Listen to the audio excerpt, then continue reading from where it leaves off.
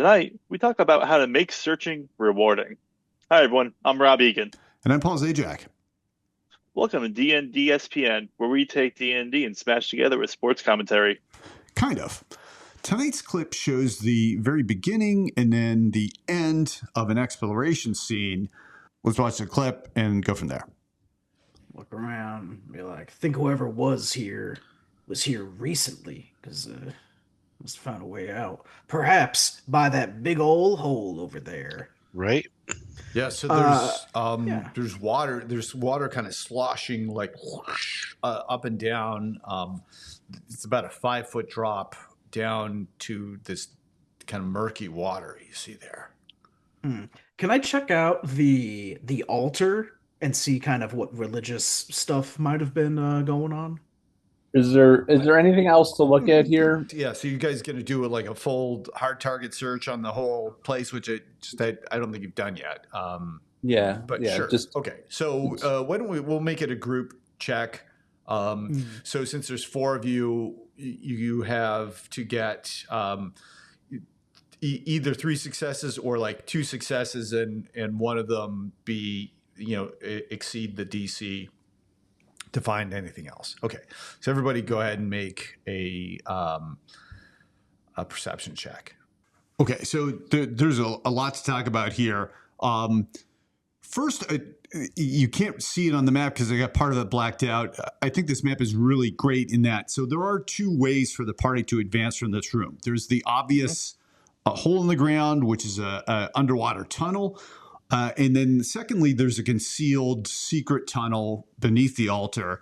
And this is really the best way to have a secret door, right? Because if they don't find it, they can still advance, right? So it's okay for you to keep it hidden and for them to have some meaning in the search. Because if they don't find it, it's okay. If they do find it, wow, it's really fun. In the end, they ended up finding it, but only at the very end when there was a little bit of frustration. I think, James's character is like, is there anything else going on here? And then I made it a group check. I think there was several opportunities in between those 2 portions of the clip for me to have given some extra clues. Like when the cleric went over to the altar, he's like, I'm looking at the altar, and that's where the tunnel was. It was beneath the altar. And he's like, what? I'm looking at some religious stuff. And so I think I could have been like, as you're looking through the religious stuff, I could have, rolled against his passive perception or given him a hint. You also notice on the floor, there's some faint markings or something. What do you think, Rob? I think that definitely helping them kind of figure out or get them closer to what they're looking for is a great tactic. Something like if you had said maybe a draft was pushing those pages on the tome or something as he was looking. But as you said, what is really good is not hiding progression behind the skill roll. So if they did not find the altar, then everything would be okay.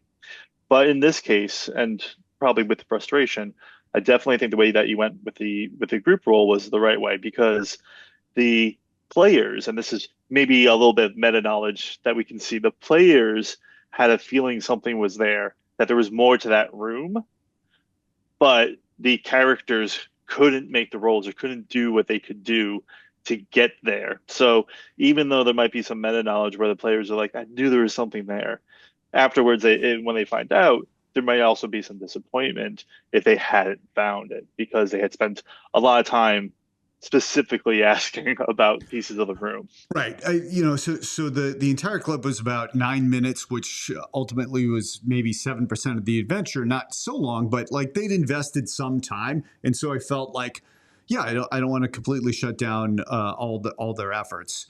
I think that there's ways to give clues, like they often talked about rule, like you put 3 clues out there, and I don't think I did enough of that. I think that's maybe like a great book idea for somebody, like 100 clues for secret doors, right? And just throw 3 of them into your room when there's a secret door there.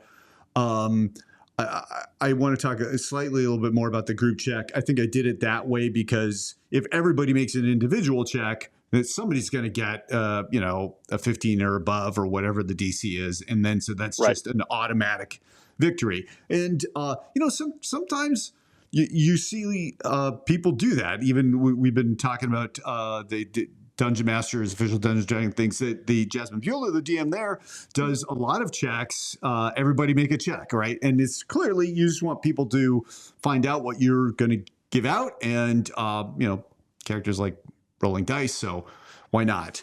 But then it's just kind of given away. Definitely. If you have everyone in the party and you have a standard 4-person party and everyone makes a check, that is rolling with triple advantage.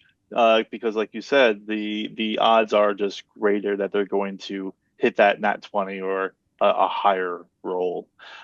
So then, yeah, sometimes just locking it, only letting maybe the first player or a couple players who notice it, let them do the check. I love the ideas of group checks. Another way that I've done the group checks in the past is to let the players tell me what skills they want to do, but they have to give a good reason behind it. And I like this because players that I've played with a lot of times will try to always use their top skills anyway. So that this gives you an area where they are allowed to do that. And I would say that players would be able to use whatever skills they want, but they can't reuse any skill for the group. So you can't have 2 players making the same perception skill. And then this way I was just saying this way, I know they're going to pad it with high rolls. They're likely going to succeed. And then I can just measure the difficulty by saying you need X number of successes versus failures. And if I give more successes, then they have to start using those skills that they're not so good at. Right. Yeah. So lots of ways to go about this. Give clues, use passive perception, use a skill challenge, use group check. I think all those are good ideas.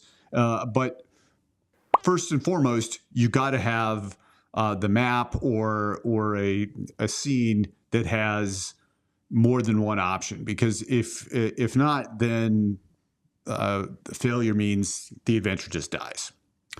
Okay. Totally agree. I think that's it for this one. If you like what we're doing, please like and subscribe. And if you want to watch the full adventure, you can watch it on our second channel, DDSPN2, The Deuce. Thanks for watching.